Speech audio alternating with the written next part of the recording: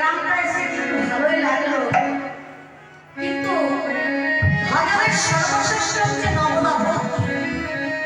তাই বাবাদের এবং দাদাদের ভাইদের সবাইকে বলবো, আমাদের বলে নয়, যে কোনো কীর্তনিয়ে আসি একটু সম্মানটা একটু রাখবেন, কারণ কীর্তনিয়া আমার নয়, এটা কীর্তনিয়া মনে করবেন না যে সামান্য কীর্তনিয়া এসেছে।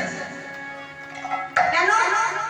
কীর্তনিয়ার সঙ্গে কিন্তু বৈষ্ণব আসছেন। অপরাধের মধ্যে তিনটি অপরাধ করে থাকতে হয়: নাম অপরাধ, সেবা অপরাধ, বৈষ্ণব অপরাধ।